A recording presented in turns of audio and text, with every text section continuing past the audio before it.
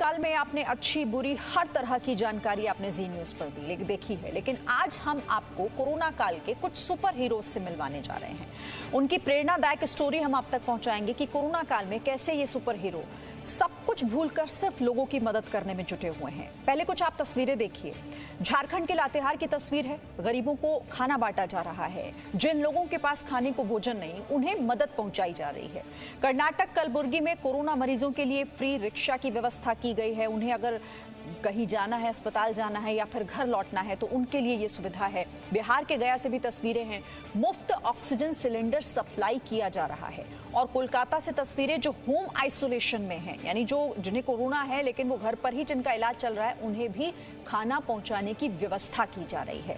तो ये एक ऐसा दौर है पूरे देश भर में कि हम देख रहे हैं कि पूरे देश से ऐसी तस्वीरें आ रही हैं कि जब लोग मदद कर रहे हैं दूसरों की, उन लोगों की जो अपनी मदद करने में इस वक्त असमर्थ हैं। और इस्कॉन की तरफ से कोलकाता में 15,000 से ज्यादा थालियां होम आइसोलेशन में रह रहे लोगों तक पहुंचाई जा रही है। कोलकाता से हमारी संवाददाता पूजा मेहता की एक रिपोर्ट आपको दिखाते हैं। कोरोना वायरस की पहली लहर के दौरान हमने देखा है कि इस तरीके से इस्कॉन की तरफ से 15 करोड़ के आसपास मील्स को डिस्ट्रीब्यूट अनुषंगिक संगठन है अपने राष्ट्रीय स्वयंसेवक संघ का, which is working mainly for the urban slums, और जो वंचित और उपेक्षित समाज की सब प्रकार की जो अपनी एक कैपेसिटी में और जो जिस प्रकार के रिसोर्सेज हैं उनको ध्यान में रख के सेवा करना है, करता है तो करता है और वो आगे भी करता रहेगा। तो इसी क्रम में इस बार जो ये कोरोना का जिस प्रकार का संकट खड़ा हुआ, अगर हम पिछली बार का देखें तो पूरे देश में करीब 86,000 स्थानों पर करीब 12.5 लाख स्वयंसेवकों ने मिलकर के इस काम को आगे चलाया। करीब 7 करोड़ से अधिक फूड पैकेट्स और 1 करोड़ के आसपास सैनिटाइजर्स और इस प्रकार की ये सारी चीजें चली। तो उसी क्रम में इस प्रकार का ये जो संकट अचानक आके खड़ा हुआ, तो उसमें करीब दिल्ली में अगर हम देखें तो करीब 18 के करीब आइसोलेशन सेंटर अलग अलग स्थानों पर सेवा भारती ने खोले और उसमें करीब 800 के करीब बेड अपने लगे और उसमें 50% से ज़्यादा जो बेड्स थे वो सभी ऑक्सीजन सपोर्टेड थे। इसी प्रकार से चूंकि अब सभी लोग वहां नहीं आ सकते और बहुत बड़ी क्रिटिकल पोजीशन हमने अपने मरीजों के साथ देखी, अपने परिवारों में देखी, तो उसको ध्यान में रख के ध्यान आया कि भाई ऑक्सीजन को जन जन तक ले जाना पड़ेगा। और हॉस्पिटल्स में बड़ी एक दुखद स्थिति, चूंकि एक बहुत बड़ी कैपेसिटी से ज़्यादा मरीज वहां पहुंच रहे थे, तो उसको ऑक्सीजन सिलेंडर्स को हमने अपने ट्रक्स में, अपने ऐसे अनेक समाज के बंधु हैं जैसे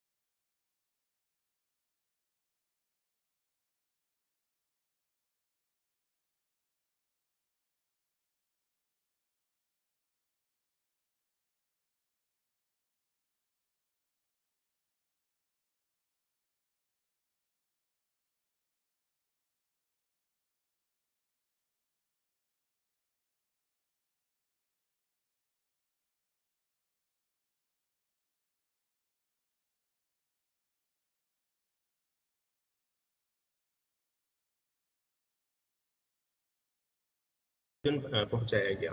इसी प्रकार से सबसे ज्यादा जो इस बार समस्या आई वो आई अपने एक सम्मान के साथ क्रीमेटोरियम में, जो अपने अनफॉर्चुनेटली जिन परिवारों में कोई दुखद मृत्यु हो गई तो उनके शवदाह संस्कार की, तो वहां पर वो जो दाह संस्कार है वो सम्मानित तरीके से हो सके।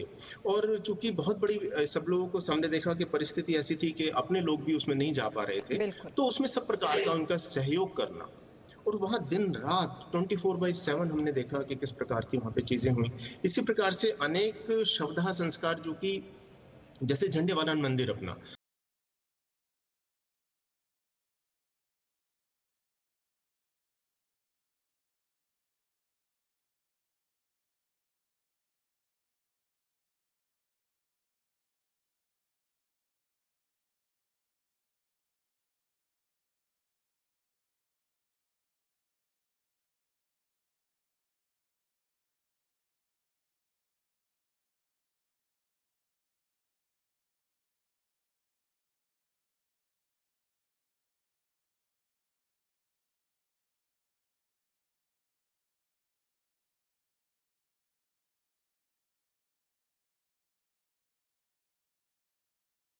हैं उनकी पहचान की जा रही है। उनके लिए करीब हमने 2500 ऐसे परिवारों की अभी तक सूची हम बना चुके हैं जिसके अंदर की कोई कमाने वाला ब्रेड विनर नहीं रहा, तो परिवार का खर्चा कैसे चलेगा, तो कैसे उनको एक आर्थिक रूप से और एक लॉन्ग टर्म में मदद की जा सकती है, उसमें परिवार में कोई ऐसा हो जिसकी नौकरी लग सकती है, तो उसकी सूची बना रहे हैं। इसी प्रकार से जो बच्चे अनाथ हो गए तो उसके लिए एक लीगली जो हमारा फ्रेमवर्क है उसके अंदर रहते हुए किस प्रकार से उन बच्चों को हम संभाल सकते हैं वो देखा जा रहा है। इसी प्रकार से बहुत सारे बुजुर्ग अकेले रहते थे, एक रह गया कोई या दो थे, तो बच्चों की किसी की डेथ हो गई और बुजुर्ग अकेले रह गए तो वो अनाथ हो गए।